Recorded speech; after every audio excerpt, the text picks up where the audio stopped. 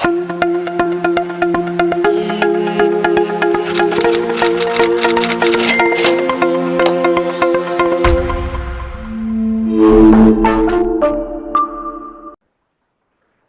இது அரசியல் கதை போமா. நான் உங்கரா. நம்ம கூட அரசியல் ஆர்வலர் திரு ஜனார்தனன் இணைஞ்சிருக்காரு. வணக்கம் ஜனார்தனன். வணக்கம். நாடாளுமன்ற 2024 தேர்தல் முடிவுகள் தமிழகத்துல கிட்டத்தட்ட 2019 வந்து பிரதிபலிச்சிருக்கு. இன்னைக்கு நம்ம முக்கியமா பேச போறது தமிழக அரசியல் சூழல்ல அடுத்து என்னென்ன மாதிரி மாற்றங்கள்லாம் சாத்தியம், பல கூட்டணி பேச்சுவார்த்தைகள் பத்தியும், கூட்டணி அமையாதது குறித்தான சர்ச்சையான பேச்சுவார்த்தைகள் குறித்தும் பிரஸ் மீட் எல்லாம் கொடுக்கப்படுது. அதை பத்தி எல்லாம் பேசுவோம். முதல்ல நான் வந்து அதிமுகவுக்கு வந்துடுறேன். திரும்ப வந்து இரண்டாவது பெரிய கட்சியாக அதிமுக தான் வந்திருக்கு. கிட்டத்தட்ட 20% மேல ஓட்டு வாங்கியிருக்காங்க. திமுக கூட்டணி 45% மேல ஓட்டு வாங்கியிருக்காங்க. அவங்களுடைய ஓட்டு சதவீதம் சென்ற தேர்தலை காட்டிலும் குறைந்தாலும் திரும்பவும் வந்து 39 புதுச்சேரியை சேர்த்தா 40 தொகுதியும் ஜெயிச்சிருக்கு இந்த கூட்டணி தான். இப்ப அதிமுக வந்து 7 தொகுதியில டெபாசிட் போயிருக்கு. கிட்டத்தட்ட 25 இடங்கள்ல 2வது இடம் வந்திருக்காங்க உண்மை. ஆனா தேனி, ராமநாதபுரத்துல இவங்கள யாரெல்லாம் வந்து டிடிவி தினகரன், அடுத்து வந்து ஓபிஎஸ் யாரை இவங்க ஒதுக்கி வச்சாங்களோ அவங்க மிகப்பெரிய லட்சக்கணக்கான வாக்கு வாங்கி 2ஆம் இடத்திலையும், 3வது இடத்திற்கு அதிமுக அந்த 2 இடங்களையும் தள்ளப்பட்டிருக்கு. குறிப்பா வந்து ராமநாதபுரத்துல பாத்தீங்கன்னாக்கா கிட்டத்தட்ட 5 ஓபிஎஸ் அதிமுக தரப்பே உள்ளடி வேலை எல்லாம் செஞ்சு இறக்கி விட்டாங்க. இதையும் தாண்டி தனி சின்னத்துல போட்டியிட்டு அவர் அதை நிரூபிச்சிருக்காரு. இதுல ரொம்ப முக்கியமா பார்க்க வேண்டியது எடப்பாடி பழனிசாமியோட அறிக்கை. படிப்பினை கிடைத்திருக்கிறது, பாடம் கிடைத்திருக்கிறது அப்படின்னு சொல்லிட்டு வெளிப்படையா ஏதோ ஒரு விஷயத்துக்கு சமிக்ஞை செய்யற மாதிரியே சொல்லி போட்டிருக்காரு. இந்த மாதிரி ஒரு அரசியல் கட்சியில எப்படின்னாக்கா மக்கள் தீர்ப்பே மகேசன் தீர்ப்பு, இதே தலைவனிங்க இருக்கிறோம், நம்ம வந்து எல்லாருக்கும் நன்றி, தொடர்ச்சியா வேலை செய்யும், எப்படியா முடிச்சிருவாங்க பொத்தாம் பொதுவா. படிப்பினை கிடைச்சிருக்கு, இதெல்லாம் வந்து கொஞ்சம் ஸ்ட்ராங்கான வேர்டா இருக்கு. இதையும் உற்று நோக்க வேண்டியிருக்கு. அதிமுகவுடைய தற்போதைய சூழலை எப்படி பாக்குறீங்க? இந்த அரசியல் அவங்க அணுகுன விதத்தை எப்படி பாக்குறீங்க? அடுத்த கட்டம் அதிமுகவுக்குள்ள எப்படியான அரசியல் நகர்வுகள் இருக்கும்?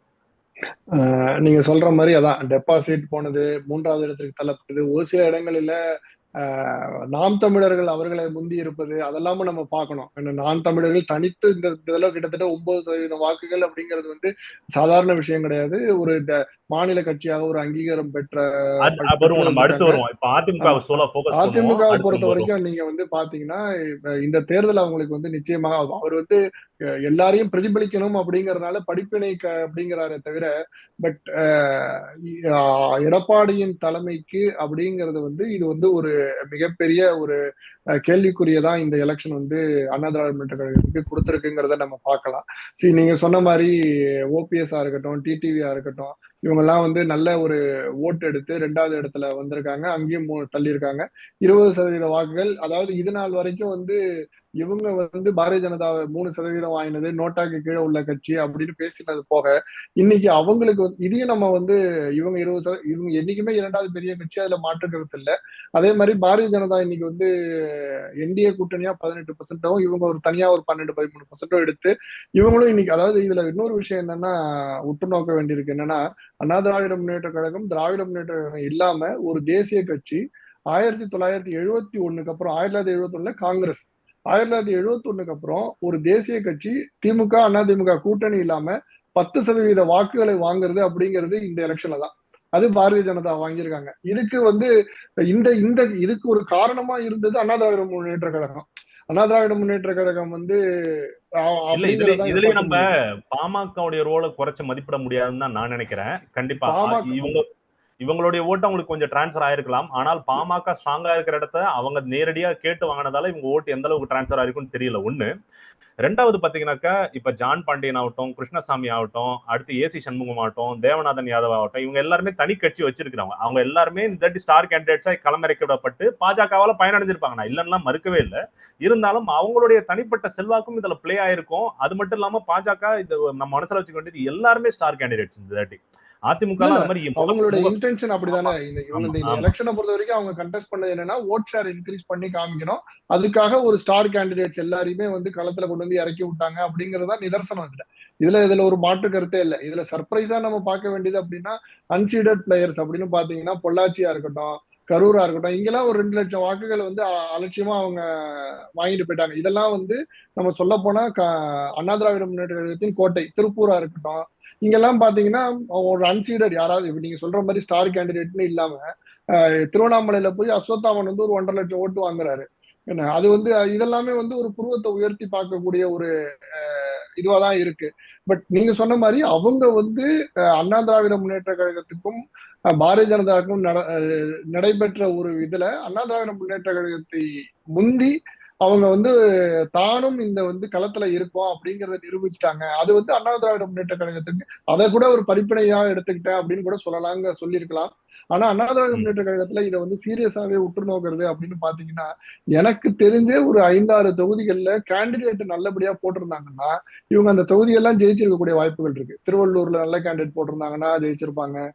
விழுப்புரம், சிதம்பரம் கிட்டத்தட்ட 5 லட்சம், எனக்கு தெரிஞ்சு 5 லட்சம் வாக்கு வித்தியாசத்துல இவர் 5 லட்சம் ஜெயிச்சிருக்காரு. வாக்குகள் காங்கிரஸ்ல எங்க இருக்குன்னே எனக்கு தெரியாது. திருவள்ளூர் திராவிட முன்னேற்ற கழகத்தின் வாக்குகள் தான் அந்த இது. அண்ணா திராவிட இல்ல, முன்னேற்ற போன கழகத்தின் தாட்டியும் வாக்குகள் திருவள்ளூர் தான். தொகுதி வந்து திரு ஜெயக்குமார் அப்படின்ற ஒரு எம்பி கிட்ட தான் இருந்துச்சு. அதனால வந்து அது காங்கிரஸ் அங்க வேணுகோபால் அங்க ஒரு சில வேலைகளை வேணுகோபால் செஞ்சிருக்காரு, அவருக்கான ஒரு நல்ல பேரு இருந்ததுன்னு சொல்றாங்க.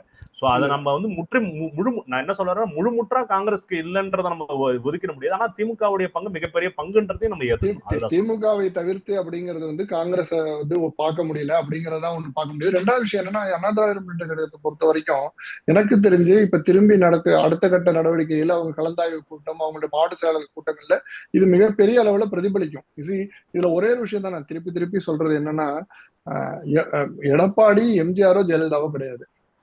அப்படிங்கறத வந்து தன்னை எம்ஜிஆரோ ஜெயலலிதாவோ அப்படிங்கிற மாதிரி முன்னிலைப்படுத்திக்கிட்டாரு அப்படின்னா, எம்ஜிஆர் இந்த கட்சியை ஆரம்பிச்சவர், அதனால அவர் அதனாலதான் புரட்சி தமிழன் அவருக்கு அவரே வந்து பட்டம் கொடுத்திருக்காரு.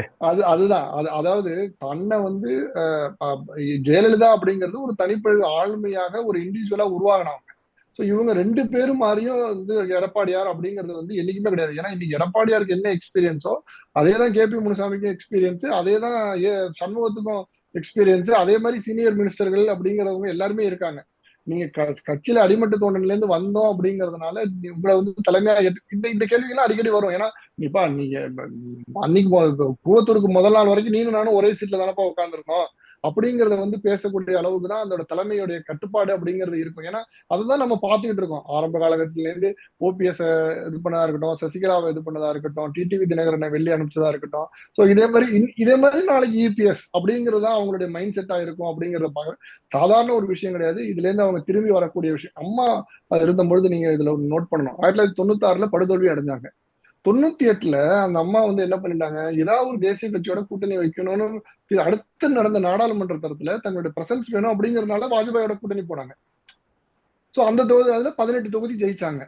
என்ன சோ அந்த அந்த ஸ்ட்ராட்டஜிய கூட வந்து வரலாறுல இருக்கு. நீங்க என்ன புதுசா படிப்பினை, முன்னாடி உள்ள வரலாறு 96 முடிஞ்சது. நீங்க அதே வாஜ்பாய் ஆட்சி அவங்க கவிழ்த்தாங்கன்றதையும் வரலாறு தான். பட் ஆனா அவங்க வந்து அந்த ஒரு தன்னுடைய பிரசன்ஸ் இந்த ஸ்டேட்ல இருக்கணுங்கிறதுனால இப்ப நீங்க பாத்தீங்கன்னா பெரும்பாலான நகர்ப்புற வாக்குகள் இவங்க 25% மேல நகர்ப்புறங்கள்ல வந்து பாரதிய ஜனதா எடுத்திருக்கு. ஆவரேஜா நீங்க 20-25% எடுத்திருக்கு. அந்த வாக்குகள்லாம் யாரோட வாக்குகள்? அண்ணா திராவிட முன்னேற்ற கழகத்தோட வாக்குகள் தான். அந்த வாக்குகளை இன்னைக்கு இழந்துட்டாங்களே, திருப்பி அதை எப்படி ரீகெயின் பண்ணுவாங்க அப்படிங்கறதெல்லாம் வந்து எங்களால பண்ண முடிஞ்சிடும், ரெட்டலை இருக்கு அப்படிங்கறதெல்லாம் அடுத்த விஷயம். நீங்க நகர்ப்புற வாக்காளர்கள் உங்களை விட்டு நகர்ந்துட்டாங்க. நீங்க இன்னொரு விஷயம் என்னன்னா, ஒரு சின்ன ஒரு எக்ஸாம்பிளுக்கு சொல்றேன். நம்ம தென்சென்னையை எடுத்துப்போம். தென்சென்னை தொகுதி ஜெயவர்தன் வெற்றி பெற்ற தொகுதி. அண்ணா திராவிட எப்போதுமே கணிசமான வாக்குகள் இருக்கக்கூடிய தொகுதி. நீங்க தென்சென்னையில இருக்கக்கூடிய அந்த 6 நாடாளுமன்றத்திலையும் பாத்தீங்கன்னா, மயிலாப்பூரா இருக்கட்டும், டி நகரா இருக்கட்டும், சைதாப்பேட்டையா இருக்கட்டும், சோழிங்கநல்லூரா இருக்கட்டும், அதாவது அண்ணா திராவிட முன்னேற்ற கழகம் 12,000, 13,000, 14,000 வாக்குகள் எடுத்திருக்காங்க. அந்த இடத்துல எல்லாம் வந்து இவங்க 55,000 வாக்குகள் கிட்ட எடுக்கிறாங்க திராவிட முன்னேற்ற கழகம். இவங்க 40,000, 50,000 வாக்குகள் எடுத்துட்டாங்க பாரதிய ஜனதா. சோ இது வந்து நான் நகர்ப்புறங்கிறதுனாலதான் அந்த தென்சென்னை தொகுதியை நான் அதுல எடுத்துக்கிட்டேன். சோ அதே மாதிரி வந்து பாத்தீங்கன்னா இந்த டிரான்ஸ்பர்மேஷன் அப்படிங்கிறது இதெல்லாம் அண்ணா திராவிட முன்னேற்ற ஓட்டுகள் தான். இந்த ஓட்டுகள் அப்படியே இங்க டிரான்ஸ்ஃபார்ம் ஆயிருக்கு. அதே மாதிரியே நீங்க கோயம்புத்தூர் எடுத்து பாருங்க. கோயம்புத்தூரும் இதே மாதிரியே என்ன அண்ணா திராவிட முன்னேற்ற கழக வாக்குகளுடையது அப்படியே வந்து இவருக்கு போயிருக்கு. மெஜாரிட்டியான வாக்குகள் திராவிட முன்னேற்ற கழகம் பக்கம் போய் திராவிட முன்னேற்ற கழகம் வெற்றி பெற்றாங்க. அதுவும் ஒரு விஷயம், அதுலயும் மாற்றுக்கிறது இல்லை. சோ இதனால இவங்க நகர்ப்புறங்கள்ல உள்ள வாக்குகள் மடைமாற்றம் செய்யப்பட்டு பாரதிய ஜனதாவுக்கு போயிட்டது. இதை எப்படி அவங்க திருப்பி ரீகெயின் பண்ண போறாங்கிறத நம்ம பார்க்கணும். கண்டிப்பா. இதுல 2 விஷயம் நீங்க தொட்டு காமிச்சதுல நானும் சொல்லணும்னு நெனைக்கிறேன். ஒண்ணு வந்து ஜெயக்குமாருடைய தொடர்ச்சியான வந்து அண்ணாமலைக்கு எதிராகவும், பாஜகவுக்கு எதிராகவும் துடுக்குத்தனமா பேசுறத அவங்க நிறுத்திட்டாங்கன்னா, இந்த கூட்டணி அமைஞ்சிருக்குன்றத ஆர்பி உதயகுமார் சொல்றாரு. ஆர்பி உதயகுமார் வெளிப்படையா சொல்றாரு. இதுல வந்து நாங்க சேர்ந்து நின்றுந்தா 2 பேருக்கும் ஆதாயமா இருந்திருக்கும். ஆனா எதுக்கு எடுத்தாலும் அண்ணா திராவிட முன்னேற்ற கழகங்களுடைய தொண்டர்களை அவமதிக்கிற மாரி, எங்க தலைவர்களை அவமதிக்கிற மாரி, இந்த மாரிலாம் சர்ச்சையா பேசுனது யாருன்னு எல்லாருக்கும் தெரியும். அவர் பேர் சொல்லாம சொல்றாரு. இது நேத்து அண்ணாமலை பிரஸ் மீட்ல சொல்றாரு, எங்களை இது பண்ற மாதிரி சொல்லக்கூடாதுல்ல. ஒடிசால நீங்க நாங்க ஆளுங்கட்சியா வந்திருக்கோம். அது எப்படி வந்திருக்கோம்? நாங்க வந்து பூஜ்ஜியத்துல இருந்து வந்திருக்கோம். 20 வருஷத்துல வந்திருக்கோம். அதனால வந்து நாங்க இங்க ஆட்சி இப்படிக்கு தான் வந்திருக்கோம்னு சொல்லிட்டு திரும்ப அதே ஸ்டாண்டர்ட் தான் எடுத்திருக்காங்க. இப்ப 2 பேரும் திரும்ப இதே மாதிரி முறைச்சு இது மாதிரியே இருக்காங்க. எதிரெதிர் துருவத்துல இருந்து இருக்கிறாங்கனாக்கா, இன்னும் 2 ஆண்டுகள்ல சட்டமன்ற தேர்தல் வருது. கட்டாயமா அப்பவும் கூட்டணி அமையல அப்படின்ற பட்சத்துல, இது நீங்க உங்களுடைய வாதப்படியே பார்த்தா திரும்பி திமுக சாதகமாகும் அப்படின்றதுதான் வந்து தெரியுது. அப்படின்ற பொழுது இது ரெண்டு கட்சி எப்படி அணுகணும்னு நினைக்கிறீங்க? ஏன்னா ஒரு பார்வை என்னன்னா அதிமுக இந்த தாட்டி சரியா ஃபீல்ட் ஒர்க் செய்யல. சரியான கேண்டிடேட்ஸை போட்டு நல்லா ஃபீல்ட் ஒர்க் செஞ்சு மத்தியில ஆட்சியில இருந்த பாஜகவுக்கு எதிராக கடுமையான ஒரு விமர்சனம் பண்ணி திமுகவுக்கு எப்படி விமர்சனம் பண்ணாங்களோ அதே மாதிரி பேசி இருந்தால் அவங்களுக்கு இன்னும் கணிசமான வாக்கு கிடைச்சிருக்கும். அதிமுக தனியாவே 5ல இருந்து 10 தொகுதி ஜெயிச்சிருக்கலாம்.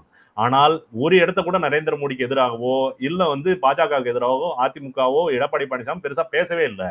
அதனால ஸ்டார் கேண்டிடேட்ஸும் போடல. அங்க ஸ்டார் கேண்டிடேட்ஸ் இல்ல, தெரிஞ்ச முகங்களே போடல. இதனாலே அவங்க வந்து ஆரம்பத்திலே தோத்துட்டாங்க. அதனால அதிமுக ஒழுங்கா ஃபீல்ட் ஒர்க் பண்ணி சரியா பண்ணா தனிச்சுனாலே அவங்களால பண்ண முடியும் அப்படின்றது ஒரு வாதம். இன்னொன்னு பாஜகவுக்கு இனிமேல் ஆதாயமா அதிமுகவுக்கு இருக்க வாய்ப்பு அதிகமா இருக்குன்னு நீங்க கூட சொல்றீங்க. இவங்க 2 பேரும் சேரணும். 2 பேரும் சேர்றதுக்கான சமிக்ஞையே தெரியலையே. இந்த நேரத்துல வந்து 2 பேரும் இது பண்ற மாதிரி. இதுல 2 பேர் சேர்றதுங்கிறத விட இதுல இன்னொன்னு பார்க்கணும். அதாவது எடப்பாடியார் தலைமையை தவிர்த்து அண்ணா திராவிட முன்னேற்ற கழகம் அப்படிங்கிற ஒரு கோணத்துல நம்ம பார்த்தோம்னா இதுக்கான பதில் கிடைக்கும் அப்படிங்கறதா எனக்கு தோணுது. சரி, வரக்கூடிய காலகட்டங்கள்ல அதுக்கான வாய்ப்புகள் இருக்குன்னு நினைக்கிறீங்களா? நிச்சயமாக வந்து அந்த அண்ணா திராவிட முன்னேற்ற கழகத்துல அதுக்கான சலசலப்புகள் ஆல்ரெடி, அதாவது இந்த தேர்தலுக்கு முன்பே அது வந்து வந்துட்டதாக தான் வந்து நான் பார்க்கிறேன். ஒரே ஒரு அது பாயிண்ட் மட்டும் அப்ப நான் சொல்லிக்கிறேன். ஒரே ஒரு பாயிண்ட் மட்டும். 2021 தேர்தல்ல கிட்டத்தட்ட 60 சீட்டுகள் கிட்ட ஜெயிச்சிருக்காங்க. ஒரு வலுவான எதிர்க்கட்சியா தான் அதிமுக அமைஞ்சிருக்கு. அப்ப அந்த நேரத்துல இதே எடப்பாடி பழனிசாமி திரும்ப 2 ஆண்டுகள் ஆட்சியில் இருந்தாலும் 3வது முறையும் இது மாதிரி குறிப்பா கொங்கு வட்டத்துல இல்ல மேற்கு வட்டத்துல அதிகமான தொகுதிகள் ஜெயிச்சு உள்ள வந்திருக்காங்க. அப்படின்ற வந்து ஒரு விஷயத்தையும் பார்க்கணும்ல. அதுல சட்டமன்றத்துல அதிகமான ஜெயிச்சிருக்காரு. நாடாளுமன்றத்துல சறுக்கி இருக்காருன்னு தானே பார்க்க முடியும். இல்ல அதான் சட்டமன்றத்துல நான் சட்டமன்றத்துல 60 தொகுதிகள் அப்படிங்கும் பொழுது அன்னைக்கு வந்து நீங்க பாட்டாளி மக்கள் கட்சி கூட இருந்தது, பாரதிய ஜனதா கூட இருந்தது அப்படிங்கறத நம்ம வந்து அதையும் மறுத்தரக்கூடாது. அதையும் அவங்களும் இருந்ததுனாலதான் இன்னைக்கு, அதாவது எனக்கு தெரிஞ்சு வந்து கிட்டத்தட்ட அது 66 தொகுதிகள்ல 32 தொகுதிகள் பாரதிய ஜனதாவும் பாட்டாளி மக்கள் கட்சியும் இருந்ததுனால வந்த வெற்றி அப்படிங்கிறது வந்து பாட்டாளி மக்கள் கட்சியில உள்ள அவர் மருத்துவரும் கிளைம் பண்றாரு, பாரதிய ஜனதால அவங்களும் அதை கிளைம் பண்றாங்க. சோ அந்த கூட்டணியை தவிர்த்து தான் வந்து அவங்களுக்கு பாத்தீங்க அப்படின்னா மீதி உள்ளது அப்படின்னா ஓபிஎஸ்க்குன்னு தென் மாவட்டங்கள்ல விழுந்த ஒரு 8-10 சீட்டுகள் ஓபிஎஸ்க்குன்னு தென் மாவட்டங்கள் அப்படின்னு கிளைம் பண்ணாலும் டெக்னிக்கலி பார்க்க போனா 15ல இருந்து 20 சீட்டு தான் வந்து அதுவுமே கொங்கு மண்டலத்துல இருக்கக்கூடிய சீட்டுகள் அப்படிங்கிறது தான், அவரும் அவரை சார்ந்த பகுதியில் இருக்கிற சீட்டுகள் தான் அப்படின்னு பார்த்து நம்ம வந்து அதை ஒரு பிரேக்கப் பண்ணி எடுக்கலாம். 33ல இருந்து 36 தொகுதிகள் பாட்டாளி மக்கள் கட்சியின் வாக்குகளையும் பாரதிய ஜனதாவுடைய வாக்குகளையும் பெற்றுதான் 30ல இருந்து 36 தொகுதிகள்ல அவங்க வந்து வெற்றி பெற்றிருக்காங்க. வாக்கு சதவீதம் அந்த மாதிரிதான் இருக்கும். நான் வேணா அதுக்கு டேட்டா தனியா இருக்கு, அது நம்ம அப்புறமா தனியா ஒரு தடவை அலசுவோம் அதை பற்றி விவரமா. அதே மாதிரி ஓபிஎஸ் இரட்டை தலைமை அப்படிங்கிறதும் அதுல ஒரு மெயின் ஃபேக்டர். 60 சீட்டு ஜெயிச்சாங்க அப்படின்னா ஓபிஎஸ் இரட்டை தலைமையா இருந்ததுதான் ஜெயிச்சாங்க. ஓபிஎஸ் இரட்டை தலைமைக்கு அப்புறம் வந்த அத்தனை தேர்தல், இரட்டை தலைமையிலிருந்து வெளியேறினதுக்கு அப்புறம் வந்த அத்தனை தேர்தல்களையுமே இபிஎஸ் வந்து படுதோல்வியை தான் சந்திச்சிருக்காரு. அதனாலதான் இப்ப வந்து கேசி பழனிசாமி அவர்களா இவர் வந்து ஏழு தேர்தலில் தோல்வி அடைந்த எடப்பாடியார் அப்படிங்கிற மாதிரி இப்ப நீங்க 8வது தேர்தலில் தோல்வி அடைஞ்சிட்டாரு அப்படின்னு அவரை வந்து ஒரு காயின் பண்ணி கொண்டு போறாங்க. சோ இரட்டை தலைமையில இல்ல அப்படிங்கிறது ஒரு மைனஸ், கூட்டணியில இல்ல அப்படிங்கிறது ஒரு மைனஸ். சோ இந்த தலைமையை எதிர்த்து கேள்வி கேட்டு அதுக்கு ஒரு மாற்றாக ஒன்று உருவாகும் அப்படிங்கிற பட்சத்துல அந்த மாற்று இரட்டை இலை சின்னத்தை பெறக்கூடிய அண்ணா திராவிட முன்னேற்ற கழகம் மாற்று தலைமை கூடிய அண்ணா திராவிட முன்னேற்ற கழகத்தோட பாரதிய ஜனதா பாட்டாளி மக்கள் கட்சி மீண்டும் ஒண்ணு சேருவாங்களா அப்படிங்கறத நம்ம பார்க்கணும். கண்டிப்பா, கண்டிப்பா. நான் அடுத்து தொடர விரும்புறது நாம் தமிழர் கட்சியோட நீங்க சொன்ன மாதிரி 8ல இருந்து 9% வரைக்கும் வாக்கு. இந்த தாட்டி பல சவால்கள் அவங்க முன்னாடி இருந்துச்சு. புது சின்னம் வெறும் 2 மாதங்கள் கூட இல்ல. அதை கொண்டு போய் சேர்க்கறதுக்கான ஒரு இடத்த போய் சேர்த்துட்டாங்க. திரும்ப அவங்களுடைய கோர் ஓட் பேங்க்ன்றது இன்னும் கொஞ்சம் இன்க்ரீஸ் ஆயிருக்கு. கண்டிப்பா 2026ல 10% தாண்டறதுக்கான வாய்ப்பு இருக்கு. கூட்டணி அமைச்சா சில இடங்கள்ல ஜெயிக்கிறதுக்கான வாய்ப்பு இருக்குன்னுலாம் பேசப்படுது. அடுத்து விடுதலை சிறுத்தைகள் கட்சி. அவங்களும் இந்த வாட்டி 2 தொகுதிகள்ல நாடாளுமன்ற தொகுதி ஜெயிச்சு இது வாங்குறாங்க. மாநில கட்சின்ற அங்கீகாரத்தை பெறாங்க. இது ரெண்டு விஷயம். பாட்டாளி மக்கள் கட்சி திரும்ப படுதோல்வி அடைஞ்சு மாநில கட்சி அப்படின்ற அந்த அங்கீகாரத்தை இழக்கக்கூடிய ஒரு இடத்த வந்திருக்கு. இது ரெண்டுமே ஒரே தேர்தலில் நடந்திருக்கு. இந்த 2 கட்சிகள் மேல போது, ஒரு கட்சி கீழே வருது. இதை எப்படி பாக்குறீங்க உங்களுடைய பார்வை? அதாவது நாம் தமிழரை பொறுத்த வரைக்கும் 9% வாக்குகள் கிட்டத்தட்ட பெற்று ஒரு சில இடங்கள் எல்லாம் வந்து அண்ணா திராவிட முன்னேற்ற கழகத்தை பின்னுக்கு தள்ளி முன்னாடி வந்திருக்காங்க அப்படிங்கிறது வந்து ஒரு சிறப்பான ஒரு முன்னெடுப்பு தான். இது எதிர்பார்த்த ஒண்ணுதான். ஓட்டு சதவீதத்தை வந்து அதிகப்படுத்துவாங்க அப்படிங்கிறது வந்து பெருவாரியான தொகுதிகளில் 1,00,000 வாக்குகளுக்கு மேல பெற்றிருக்காங்கிறதையும் நம்ம வந்து இதை பார்க்க முடியுது. ஸோ இது வந்து ஒரே நல்ல ஒரு ஒரு ஒரே ஒரு குறுக்கீடு. இப்ப நீங்க இந்த திரும்ப சொல்லும்போது நகர பகுதிகள்லாம் அதிமுக வாக்குகள்லாம் பாஜகவுக்கு போயிருக்கு.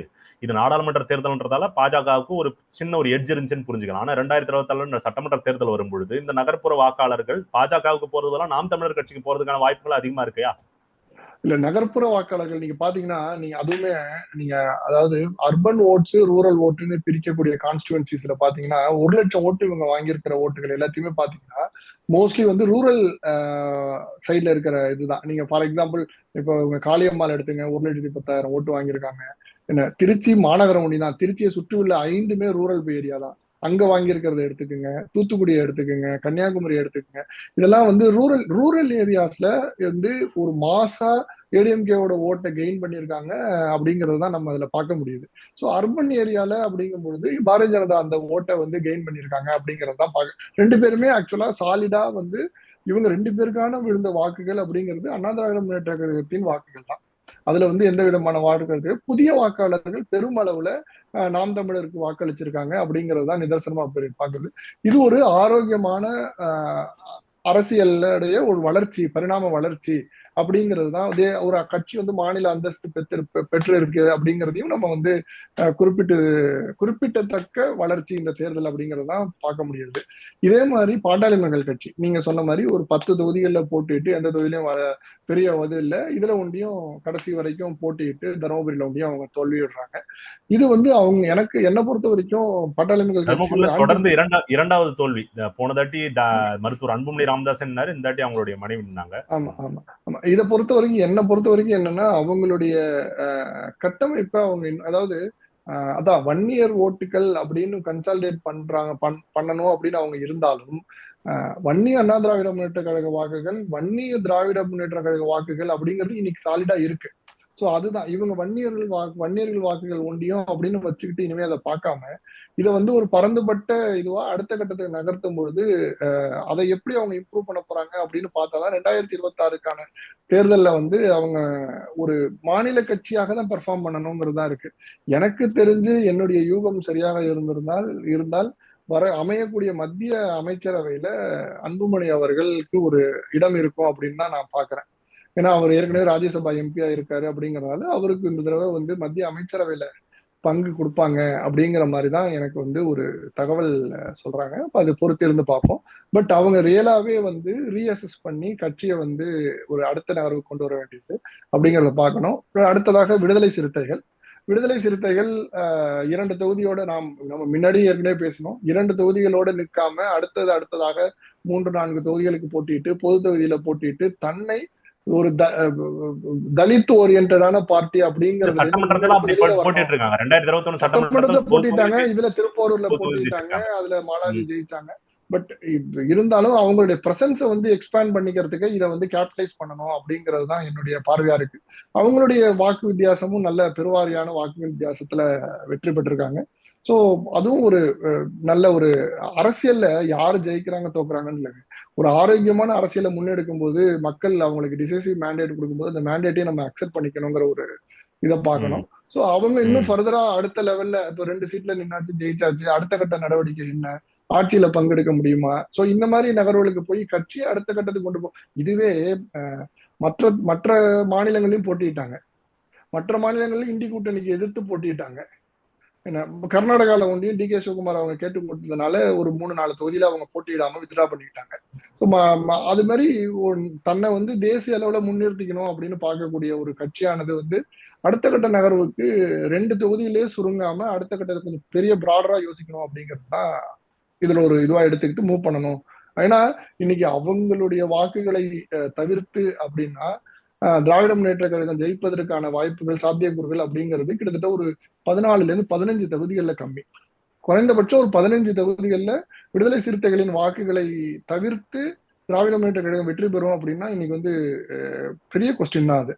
ஸோ அதனாலதான் விடுதலை சிறுத்தைகள் கூடவே இருக்காங்க. அதை வந்து செல்ஃப் ரியலைஸ் பண்ணி அடுத்த லெவலுக்கு கொண்டு போகணும் அப்படிங்கிறது தான் இதோடைய பார்வையா இருக்கு. 2026 தேர்தல் மிக மிக மிக ரொம்ப ஆர்வம் மூட்டக்கூடிய வகையில் தான் இருக்கு. ஏன்னா பலரும் வந்து அண்ணாமலை நேத்து சொல்றாரு, பாஜக மாநில தலைவர் நாங்க தான் ஆட்சி விஜய் வேற வராரு. அது கடைசி. இப்ப நாம் தமிழர் கட்சியில சீமான் வந்து திரும்ப திரும்ப சொல்றாரு 2026 எங்க இலக்குன்னு முதலே நிர்ணயிச்சிட்டாங்க. அவங்க ஒரு 4-5 வருஷத்துக்கு முன்னாடி சொன்னாங்க அது அப்படின்னு சொல்லிட்டு. திமுக மிக மிக வலுவா இருக்கு, திரும்ப ஃபுல் ஸ்வீப் பண்ணிருக்காங்க. இவங்களும் வலுவா இருக்கிற ஒரு சூழலை பாக்குறோம். அதிமுக அவங்க என்ன சொல்றாங்க, அதிமுக தரப்பு அடிபட்ட சிங்கமாக நாங்க இருக்கிறோம், அதனால வந்து கர்ஜிக்கும் பொழுது இன்னும் வலுவா கர்ஜிப்போம், வலுவா இது பண்ணுவோம்னு சொல்லிட்டு அதிமுக தரப்பும் வந்து அவங்களுடைய ரீவாம்பிங் பேஸ்ல இருக்கிறாங்க. பல முனை போட்டிகள் இருக்கு. பொறுத்திருந்து பார்ப்போம் யார் வந்து கரையேறா, யார் வந்து கடல்ல விழுகிறா அப்படின்றதெல்லாம் நம்ம பொறுத்திருந்து தான் பார்க்கணும். நிகழ்ச்சியில கலந்து கொண்டு உங்க கருத்துக்களை சொன்னதுக்கு மிக்க நன்றி ஜனார்தன். வணக்கம்.